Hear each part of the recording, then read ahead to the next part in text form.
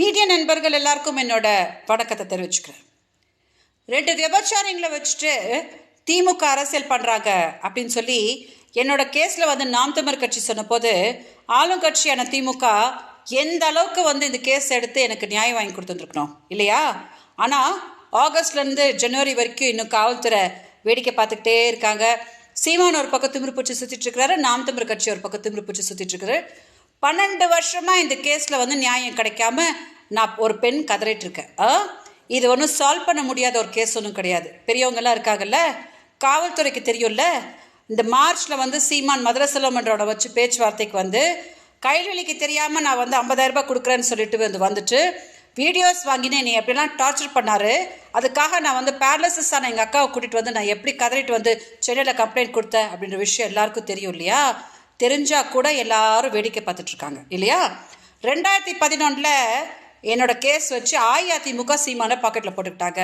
So இப்போ வரக்கூடிய MP election நேரத்தில் இந்த கேஸை எடுத்து சீமானை பாக்கெட்டில் போட்டுக்கலாம் அப்படின்னு யாராவது பிளான்ஸ் வச்சுட்டு இருந்தா நான் இப்போவே சொல்லிடுறேன். ஓகே, யாருக்கும் நான் ஒத்துழைச்சி கொடுக்க மாட்டேன். இதே மாதிரி தான் சீமானுக்கு பயந்து வாழ்கிறதுக்கு கூட எங்களுக்கு தமிழ்நாட்டில் யாரும் வீடு கொடுக்காம பண்ணாங்க. தூக்கி கர்நாடகாவில் போட்டாங்க, கர்நாடகா காப்பாற்றினாங்க. எங்கள் அம்மாவோட பணத்தை வச்சு இறுதி சடங்கு பண்ண முடியாமல் நான் தவிச்சேன், கர்நாடகா எனக்கு பண்ணாங்க.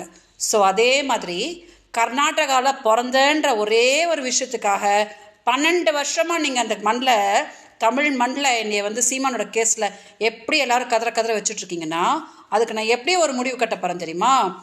கர்நாடகாவில் இந்த கேஸை ஒரு நாள் போட வச்சு 12 வருஷமாக என்னோட ப்ரூஃப்ஸை வாங்குறாங்க. சீமானுக்காக அதை எல்லாத்தையுமே அழிச்சிடுறாங்க. இந்த வாட்டியும் அப்படி தான் என் ஃபோனை வாங்கி வச்சுக்கிட்டு அதை திருப்பியும் கொடுக்க மாட்டேங்கிறாங்க. சீமான் மேலே ஆக்ஷன் எடுக்க மாட்டேங்கிறாங்க. அதனால் என்னென்னு பாருங்கள் அப்படின்னு நான் ஒரு நாள் கர்நாடகாவில் கோர்ட்டில் போட்டு எல்லாருக்கும் ஒரு அதிர்ச்சி கொடுப்பேன்.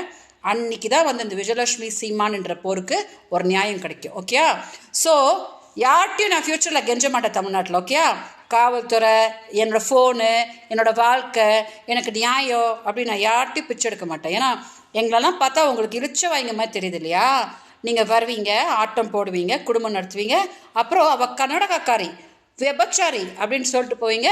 நாங்கள் உங்களை நல்லா வாழ்ந்துட்டு போங்க ராஜா அப்படின்னு விடுவோம் அப்படின்னு நினச்சிட்டு இருக்கீங்களா? ஸோ உறுதியாக ஒரு நாள் அந்த அதிர்ச்சி என் தரப்புலேருந்து நான் கொடுப்பேன் அப்படின்னு இந்த வீடியோவால் தமிழ்நாட்டு மீடியாவுக்கு சொல்கிறேன். இதை தயவு செஞ்சு டெலிகாஸ்ட் பண்ணுங்கள். வணக்கம். செய்திகளை உடனுக்குடன் தெரிந்து கொள்ள உடனே சப்ஸ்கிரைப் பண்ணுங்க.